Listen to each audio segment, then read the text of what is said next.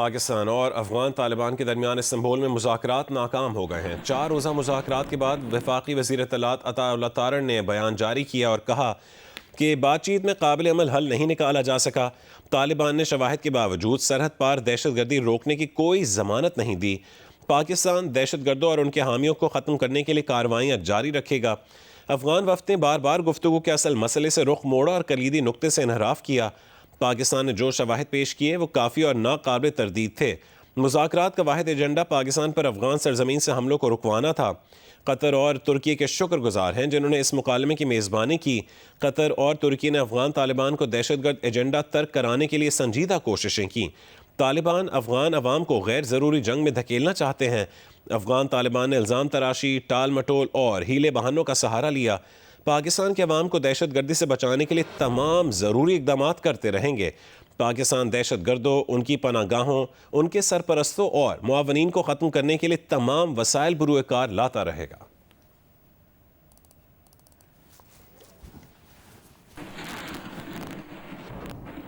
وزیر دفاع خواجہ آصف نے کہا ہے کہ اگر اسلام آباد کی طرف کسی نے نظر اٹھا کر دیکھا تو اس کی آنکھیں نکال دیں گے۔ بھارت کا مقصد پاکستان کو محدود جنگ میں الجھانا ہے۔ اس مقصد کو کابل عملی جامہ پہنا رہا ہے۔ اگر کابل اسلام آباد کو ہدف بنانا چاہتا ہے تو شوق پورا کر لے۔ کابل بھارت کا چمچہ ہے۔ ہم چاہتے ہیں کہ افغانستان چمچہ نہ بنے، عزت دار ہمسایہ بنے۔ اگر وہ ایسا نہیں چاہتا تو پھر جو ہمارے ساتھ کرے گا ہم 50% زیادہ جواب دیں گے۔ ایک ایگریمنٹ کے قریب بات پہنچی پچھلے 4 دنوں کے اندر، اور ایون بفور دیٹ ایک ہفتہ پہلے بھی جو بات ہوئی کابل سے، جب انہوں نے رابطہ کیا کہ ہم نے یہ ایگری کر لیا ہے، تو وہاں سے انٹروینشن ہوئی کہ اور وہ جو ایگریمنٹ تھا یا جو بھی وربل جو بات ہوئی تھی وہ تعطل کا شکار ہو گئی۔ بے اختیار لوگ ہیں کابل کے اندر، جو حکومت ہے اس میں پینیٹریٹ کیا ہوا انڈیا نے، وہ کابل کے ذریعے ایک پراکسی جنگ جو ہے اس نے شروع کی ہوئی ہے پاکستان کے خلاف۔ جو شکست فاش ان کی ہوئی ہے، جو ہزیمت انہوں کو اٹھانی ہوئی ہے، جو ذلت انہوں نے اٹھائی ہے، وہ کسی نہ کسی طرح جو ہے وہ کابل کے ذریعے جو ہے اس کو کمپنسیٹ کرنا چاہتے ہیں۔ ایک دفعہ نہیں 5 دفعہ ہوا ہے۔ جو کابل میں بیٹھ کے لوگ جو ہے وہ تارے جو کھینچ رہے تھے، ان کا پتلی تماشا جو ہے دلی سے کنٹرول ہو رہا تھا۔ پاکستان کو ایک لو انٹینسٹی وار کے اندر انگیج کرنا جو ہے وہ مقصد ہے ہندوستان کا، اور اس مقصد کو جو عملی جامہ پہنا رہا ہے وہ کابل پہنا رہا ہے۔ اگر پاکستان نے افغان سرزمین پر حملہ کیا تو پھر ہمارا ٹارگٹ اسلام آباد ہوگا۔ ان کی طرف سے بھی اب یہ آ رہا ہے اگر اسلام آباد کی طرف سے اس نے کسی نے نظر بھی اٹھا کے دیکھی، ہم اس کی آنکھیں نکال دیں گے انشاءاللہ تعالی۔ شوق پورا کر لیں۔ اگر وہ اسلام آباد کو ٹارگٹ کرنا چاہتے ہیں، ہندوستان جو ہے وہ کئی گنا زیادہ بڑی طاقت کی کابل کے ذمہ۔ کابل تو ان کا چمچہ ہے جو ہے وہ ہندوستان کا۔ ہم چاہتے ہیں کہ وہ چمچہ نہ رہے، ایک عزت دار ہمسائے کی طرح ہمارے ساتھ رہے وہ، لیکن وہ نہیں جانا چاہتے تو پھر جس طرح کا ہمارے ساتھ سلوک کیا جائے گا ہم اسی طرح کا جواب دیں گے، بلکہ اس سے کوئی 50% زیادہ کا جواب دیں گے انشاءاللہ تعالی۔ اور امریکی صدر ڈونلڈ ٹرمپ نے کہا ہے کہ پاک بھارت جنگ کے دوران 7 بالکل نئے اور خوبصورت طیارے مار گرائے گئے۔ دونوں ملک ایٹمی طاقت ہیں۔ ٹرمپ نے یہ بات ٹوکیو میں بزنس لیڈر سے خطاب میں کہی۔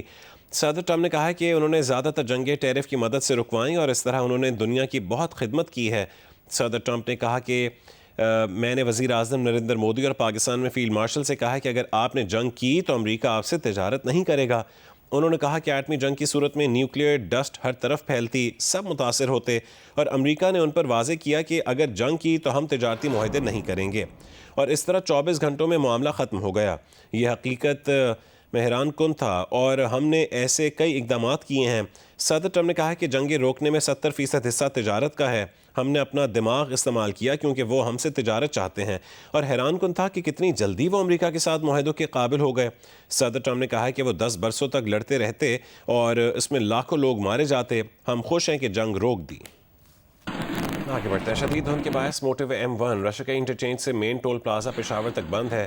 لاہور سمیت پنجاب کے مختلف شہروں میں فضائی آلودگی کی شدت آج بھی زیادہ ہے۔ اب سے کچھ دیر پہلے دنیا کے بڑے آلودہ ترین شہروں میں لاہور سر فہرست رہا۔ ایئر کوالٹی انڈیکس 435 ریکارڈ کیا گیا۔ فیصل آباد میں پارٹیکلیٹ میٹر کی تعداد 642، ملتان میں 385 اور گجرانوالہ میں 347 ریکارڈ کی گئی۔ وزیر داخلہ سندھ ضیاء الحسن لنجار نے کہا ہے کہ گاڑی کی ملکیت جس کے پاس ہوگی چالان اسی کے پاس جائے گا اور انہی سے ہم چارجز لیں گے۔ یہ مجرمانہ غفلت ہے کہ آپ نے گاڑی بیچ دی ہے مگر اس کی رجسٹریشن آپ کے نام پر ہے۔ صرف اس بنیاد پر چالان نہیں ہوگا کہ حکومت کی جاری کردہ نمبر پلیٹ نہیں ہے۔ 1 سے 1.5 سال میں شہر میں 12,000 کیمرے لگا لیں گے۔ وہ یہاں پر پرائیویٹلی کام کر رہے تھے، ڈرائیونگ لائسنس کی جو ٹریننگ دیتے ہیں اس میں ہمیں کافی کوتاہیاں نظر آ رہی تھی، اور اس کے لیے پھر ہم نے ایک کنسورشیم طے کرنے جا رہے ہیں جس میں پولیس کے ساتھ، ٹریفک پولیس کے ساتھ ایک MOU سائن کریں گے، اور وہ مختلف ایریاز میں ہم یہ ڈرائیونگ لائسنس ٹریننگ سینٹرز بنا رہے ہیں۔ موٹر سائیکل کے 2 قسم کے چالان ہو رہے ہوں گے۔ یہ جو جنریشن ہو رہی ہوگی چالان کی، وہ یقیناً جس کے نام پر اونرشپ ہوگی گاڑی کی یقیناً اس کے پاس ہی جائے گا۔ یہ کرمنل نیگلیجنس ہے کہ آپ کی گاڑی آپ نے بیچ دی ہے اور اس کا رجسٹریشن ابھی بھی آپ کے پاس ہے۔ یہ سسٹم ہے، یہ فینسی نمبر پلیٹ ہے، اس کو بھی ڈیٹیکٹ کر رہا ہوگا۔ گورنمنٹ نمبر پلیٹ اگر نہیں ہے تو اس بات پر جرمانے نہیں لگا رہے ہوں گے آپ؟ نہیں، اس پر ہم جرمانہ کم از کم نہیں لگا رہے ہوں گے۔ انیشلی پلان یہ تھا کہ سیف سٹی جو کراچی ہے اس کے ساتھ انٹیگریٹڈ یہ سسٹم تھا، اور ہر جگہ ایسے ہی ہے۔ ابھی فیز 1 میں ہم 1300 کیمراز لگ رہے ہیں، ابھی تک کافی آپریشنل ہو گئے، کوئی 200-300 کیمراز سیف سٹی کے باقی ہیں جو کہ ایئرپورٹ کاریڈور سے ریڈ زون تک وہ کام کر رہے ہیں۔ اس کے ساتھ ساتھ سیکنڈ فیز ہم شروع کرنے جا رہے ہیں جس میں 4000 کیمراز ہوں گے، اور وہ 4000 کیمراز بھی سیف سٹی کے کیمراز ہوں گے۔ پھر فیز 4 ہوگا جو کہ ڈفرینٹ پارٹ آف سٹی ہوگا، جیسے ایسٹ زون ہے، ساؤتھ زون ہے، ہمارا کورنگی ایریا ہے، ملیر ایریا ہے، تو تقریباً یہ نیئر اباؤٹ 12,000 کیمراز ہم لگا لیں گے اگلے 1-1.5 سال۔ کراچی کی مین کورنگی روڈ پر آج تاج حیدر پل کھول دیا جائے گا۔ یہ شہر کا واحد پل ہے جس پر پیدل اور سائیکل چلانے والوں کے لیے الگ ٹریک بنائے گئے ہیں۔ تفصیلات بتائیں گے قمر علی مستوئی۔ اس وقت ہم شہر کے اس پل پر موجود ہیں جہاں پر شہریوں کے پیدل چلنے کے لیے بھی ٹریک بنایا گیا ہے، ساتھ ساتھ جو شہری سائیکل چلاتے ہیں ان کے لیے بھی جو ہے وہ الگ سے ٹریک بنایا گیا ہے۔ سینیٹر تاج حیدر پل پر اس وقت ہم موجود ہیں۔ قیوم آباد سے جو شہری کورنگی انڈسٹریل ایریا جاتے ہیں ان کے لیے جو ہے وہ اس پل کی تعمیر کی گئی ہے۔ یلو لائن BRT پروجیکٹ کا یہ جو ہے وہ حصہ ہے۔ اس پل پر جو ہے وہ نئی جو ہے وہ الیکٹرانک بسز چلائی جائیں گی، جس کے بعد جو ہے وہ کورنگی انڈسٹریل ایریا جانے اور آنے والے شہریوں کو جو ہے وہ ایک نئی سہولت جو ہے وہ ملے گی۔ 4 لین پر جو ہے یہ پل مشتمل ہے، اور یہ پل جلد ہی جو ہے اس کا افتتاح کیا جائے گا اور اس عام عوام کے لیے اس پل کو کھولا جائے گا۔ اس کے بعد اس پل کی توسیع کا کام کیا جائے گا، اور اس جو پرانا پل ہے اس کے ساتھ، جسے جام صادق پل بھی کہتے ہیں، اسے گرا کر جو ہے وہ ایک نیا پل تعمیر کیا جائے گا۔ دوسرے پل کی تعمیر کے بعد وہ 8 لینز پر جو ہے مشتمل ہوگا۔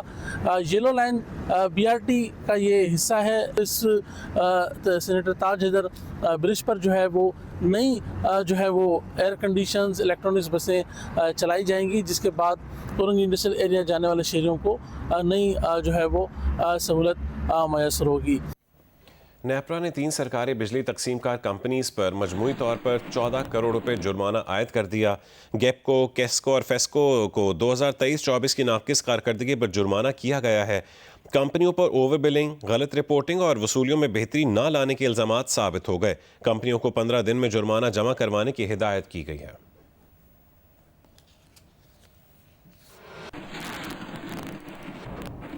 شکر گڑھ سے سیلابی ریلے گزرے 2 مہینے ہو گئے۔ درجنوں دیہات کے زرعی نقصانات کے سروے اور مالی ریلیف میں تاخیر کا سامنا ہے، جس کے باعث کسان گندم کی فصل کاشت کرنے سے قاصر ہیں۔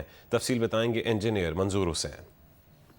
جی، دریا راوی اور رانا بہیں کے سیلابی ریلوں کو گزرے تو 2 ماہ گزر چکے، تاہم دودے، کوٹھے، کھوسے کی زرعی اراضی کے اندر تاحال پانی کھڑا ہے۔ دوسری جانب جرمیاں اور اس کے نواحی درجنوں دیہات کے اندر سینکڑوں ایکڑ اراضی پر کئی فٹ ریت جمع ہے۔ کچھ زرعی اراضی سے پانی خشک ہو چکا ہے، تاہم حکومتی جانب سے سروے میں تاخیر کے باعث کسان اپنی بچی کچی زمین پر گندم کاشت کرنے سے گریزاں ہیں۔ کسانوں کا مطالبہ ہے کہ حکومت ان کی زرعی زمین سے ریت ہٹائے، پانی کی نکاسی کرے، انہیں ریلیف فراہم کرے تاکہ وہ گندم کی کاشت کر کے अपने बच्चों की रोजी रोटी का सामान कर सके। जी आपको बताएं, पहले T20 इंटरनेशनल में जनूबी अफ्रीका ने पाकिस्तान को 55 रन से हरा दिया। फातिह टीम ने 9 विकेट पर 194 रन बनाए। ओपनर 60 रन के साथ नुमाया रहे। हदफ के ताक़ुब में पाकिस्तान की बैटिंग लाइन बुरी तरह नाकाम रही। टीम 19वें ओवर में 139 रन बनाकर आउट हो गई। Player of the match George ने 36 रन बनाए, 3 विकेटें भी हासिल की। सीरीज़ का दूसरा मैच जुमे को लाहौर में खेला जाएगा। रावलपिंडी में जनूबी अफ्रीका के ओपनर रेजा हेंड्रिक्स और डिकॉक ने 44 रन की बुनियाद रखी। डिकॉक 23 रन बनाकर आउट हुए। फिर टोनी डिजोजी आए और तेजी से रन बढ़ाए। डिजोजी 33 रन बना गए। अब एक हैंड से रेजा हेंड्रिक्स रन बढ़ाते रहे, दूसरी जानिब से विकेटें गिरती रही। हेंड्रिक्स भी 60 रन बनाकर आउट हो गए। 20 ओवर्स में जनूबी अफ्रीका का स्कोर 9 विकेट पर 194 रन रहा। जॉर्ज लैंडे 36 रन बना सके। मोहम्मद नवाज ने 3 और साइम अयूब ने 2 विकेटें हासिल की। 195 रन के ताक़ुब में साहबजादा फरहान ने चार्ज किया, 24 रन बनाए। साइम अयूब ने भी 37 रन की इनिंग्स खेली, लेकिन इसके बाद बैटर्स का आना जाना लगा रहा। बाबर आजम 0, सलमान अली आगा 2, हसन नवाज 3 रन बना सके। मिडिल में मोहम्मद नवाज विकेट पर रुके, 20 गेंदों पर 36 रन बनाए। पाकिस्तान की टीम 18.1 ओवर में 139 रन बनाकर आउट हो गई। कार्वन बोश ने 4 और जॉर्ज लैंडे ने 3 विकेटें हासिल की। सीरीज का दूसरा मैच जुमे को लाहौर में खेला जाएगा। वादी कोयटा समेत बलोचिस्तान के मुख्तलिफ इलाकों में कल सुबह आसमान पर रंग बिरंगी रोशनियों से जगमगाता खूबसूरत हाला दिखाई दिया। कोयटा के शहरियों के लिए दिलकश नज़ारा काबिल दीद था। कोयटा से राशिद सईद की रिपोर्ट देखिए। वादी कोयटा के उफक पर सुबह सादिक के वक्त मगरिब की सिमत आसमान पर रंग बिरंगी रोशनियों से जगमगाता बादलों का हाला देखा गया, जो तकरीबन 6:20 पर गायब हो गया। ये दिलकश मंजर नोशकी, दालबंदीन और बुस्तान के मगरबी इलाकों में भी देखा गया। शहरियों ने इस नायाब मंजर को खुशगवार हैरत से कैमरे में महफूज कर लिया। मैंने एक नज़ारा सुबह देखा फजर के वक्त, एक बिल्कुल अलग किस्म का नज़ारा था। ये यूनिवर्सल फिल्मों में होता है, अक्सर जोग्राफियों में। इसमें रोशनी भी थी, एक खूबसूरत लाइटिंग जैसा नज़ारा था। तो मैंने ज़िंदगी में ऐसा नज़ारा नहीं देखा था कोयटा में। तो फजर की नमाज के टाइम पे बहुत आसमान पे बहुत खूबसूरत नज़ारा नज़र आया, जो शायद ही हमारी ज़िंदगी में या आने वाली ज़िंदगी में भी देखा जाए। कुदरत का एक करिश्मा था बस। अगर उसी वक्त सूरज की किरणें उनमें से गुजरे तो रोशनी रंगों में बढ़ जाती है। ऐसे बादल लेंटिकुलर क्लाउड्स कहलाते हैं, जो सूरज की पोजीशन बदलने पर जल्द गायब हो जाते हैं, ताहम देखने वालों के जहन में हमेशा के लिए नक्श हो जाते हैं। कैमरामैन अकमी रॉजर के साथ राशिद सईद, जियो न्यूज़ कोयटा। सेनेट की खाली नशिस्त पर खैबर पख्तूनख्वा असेंबली में 30 अक्टूबर को ज़िमनी इंतखाब होगा, जिसके लिए 5 उम्मीदवार मैदान में हैं। पेशावर से शीबा हैदर की रिपोर्ट देखिए। खैबर पख्तूनख्वा से सेनेट की खाली निशिस्त पर ज़िमनी इंतखाब में पाकिस्तान तहरीक इंसाफ ने कोहाट से ताल्लुक रखने वाले खुरम ज़ीशान को टिकट दिया है। खुरम ज़ीशान ने चंद माह कबल होने वाले सेनेट इंतखाबात में पार्टी पॉलिसी के बरक्स कागजाती नामजदगी वापस लेने से इनकार करके इलेक्शन भी लड़ा था। पाकिस्तान तहरीक इंसाफ के हिमायत याफ्ता इरफान सलीम करविंग उम्मीदवार के तौर पर मैदान में है। नौशहरा से ताल्लुक रखने वाले निसार खान पाकिस्तान पीपल्स पार्टी के उम्मीदवार है। मुस्लिम लीग नून की हिमायत याफ्ता ताज मोहम्मद अफरीदी और आबिद यूसुफजई आजाद उम्मीदवारों की हैसियत से मैदान में है। ताज मोहम्मद अफरीदी अरबपति कारोबारी शख्सियत है। उनका ताल्लुक जिला खैबर के इलाके जमरोद से है। ताज मोहम्मद अफरीदी पहले भी सेनेटर रह चुके हैं। खैबर पख्तूनख्वा असेंबली में अराकीन की कुल तादाद 145 है। सेनेट की खाली निशिस्त पर कामयाब होने के लिए 73 वोट दरकार है। खैबर पख्तूनख्वा असेंबली में हुकूमती अराकीन की तादाद 92 जबकि अपोजिशन जमातों के 53 अराकीन है। निशिस्त शिबली फराज की नाअहली के बायस खाली हुई थी। शीबा हैदर, जियो न्यूज़, पेशावर। हैदराबाद में डेंगू वायरस के फैलाव और अमवात का सिलसिला ना रुक सका। मलेरिया और डेंगू के फैलाव की वजूहात बता रहे हैं जियो न्यूज़ के नुमाइंदे हामिद शेख। कासिम का भाई 31 साल उम्र थी उसकी, 8 महीने पहले उसकी शादी हुई थी और वो डेंगू के मर्ज़ में मच्छर के स्प्रे करवा रहा था, पूरे हैदराबाद में करवाता था। वो स्प्रे करवाते करवाते और एक कातिल मच्छर की खातों जान गवा बेटा। फहद अहमद अपने जवां साला भाई आसिम मेयो की मौत पर अफसरदा है। दुख, तकलीफ और कर्ब का अंदाज़ा इसके अल्फाजों से लगाया जा सकता है, लेकिन ये कहानी सिर्फ आसिम मेयो की ही नहीं बल्कि हर उस घर की है जहां डेंगू के शिकार होने वाले अफराद जिंदगी की बाजी हार गए। अस्पतालों में बरवक्त तशखीस, फौरी तबी इमदाद का न मिलना अमवात की बड़ी वजह बनकर सामने आया है। सिविल सोसाइटी सरापा एहतजाज है। हैदराबाद में डेंगू एक मूजी मर्ज बन गया है। उसकी वजह हम समझते हैं कि इंतजामिया की नाअहली और सिविल हॉस्पिटल की करप्शन, ये दोनों मिलके इन्होंने एक छोटे से मच्छर को इतना बड़ा बना दिया है कि हर दूसरा बंदा यहाँ पे इफेक्टी है। 16 के करीब इंसानी जानों का ज़िया हुआ। हुकूमत सिंध से मुतालबा करते हैं कि फौरी इंक्वायरी कमीशन तश्कील देकर इंक्वायरी करे। कमीशन हैदराबाद फैयाज अब्बासी का कहना है कि डेंगू के फैलाव के पेश नज़र हंगामी बुनियादों पर इकदाम शुरू कर दिए गए हैं। कासिमाबाद हॉस्पिटल है, बेटाई हॉस्पिटल है, रेड क्रिसेंट हॉस्पिटल है, उसमें मैंने हेल्थ डिपार्टमेंट से कहा है कि नंबर ऑफ बेड्स को इमीडिएटली डबल कर इंटेंसिव लेवल पे फ्यूमिगेशन की जाए, ख़ास तौर पे लतीफ़ाबाद और कासिमाबाद के इलाकों में जहां से ज़्यादा केसेस रिपोर्ट हो रहे हैं। महकमा सेहत के मलेरिया कंट्रोल प्रोग्राम का अरबों रुपए के बजट के बावजूद टेंडर का न होना मलेरिया और डेंगू के फैलाव का सबब बना। टेंडर हुए हैं बट उसमें जो एक सेंट्रलाइज्ड प्रोक्योरमेंट कमेटी है उनकी तरफ से या कोई ऑब्जर्वेशन थी जिसको जो वहाँ पे कंसर्न ऑफिसर डील कर रहे हैं बकौल उनके कि वो आज ऑब्जर्वेशन एड्रेस हो जाएगी और फिर ये प्रोसेस आगे चलेगा। माहिरीन तिब का कहना है कि मलेरिया और डेंगू वायरस काबिल इलाज है। शहरी खौफजदा होने के बजाय एहतियाती तदबीर इख्तियार करें और डॉक्टरों की हिदायत पर अमल करें। लेकिन शहर में महकमा सेहत और इसके मातहत अस्पतालों की अपग्रेड करने और मॉनिटरिंग सिस्टम कायम करने की ज़रूरत है। कैमरामैन कादिर शकील और अफजल खान के साथ हामिद शेख, जियो न्यूज़, हैदराबाद। मुल्तान में पंजाब डीजी फूड अथॉरिटी की रहनुमाई में शहर के मुख्तलिफ इलाकों में मुज़र सेहत गोश्त सप्लाई करने वालों के खिलाफ कार्रवाइयाँ की गईं, जिनमें गैर कानूनी स्लॉटर हाउस से 38 मन मुज़र सेहत गोश्त तलफ कर दिया गया। तफसीलात बताएंगे सालिहा मलिक। जी, मुल्तान को भी मुज़र सेहत खुराक से पाक करने के लिए जो डीजी फूड अथॉरिटी है उन्होंने मुल्तान का दौरा किया और मुख्तलिफ जो गैर कानूनी स्लॉटर हाउस थे वहाँ पे भी उनकी ज़ेरे निगरानी कार्रवाइयाँ की गई, बेकरीज़ में कार्रवाइयाँ की गई। कार्रवाइयों के दौरान जो है वो 38 मन मुज़र सेहत गोश्त जो है वो तलफ कर लिया गया। वो गोश्त जो था वो बीमार जानवरों का था और इसके अलावा मुर्दा जानवरों का था, जबकि 720 किलो जो क्रीम है जो बेकरीज़ में इस्तेमाल की जाती है, डिफरेंट चीज़ों में इस्तेमाल की जाती है, उसको भी तलफ कर लिया गया, जिनमें ग़िज़ाइयत की जो डिफरेंट चीज़ें थी वो मौजूद नहीं थी और डिफरेंट जो मुज़र सेहत अज्जा थे वो उनके अंदर मौजूद थे।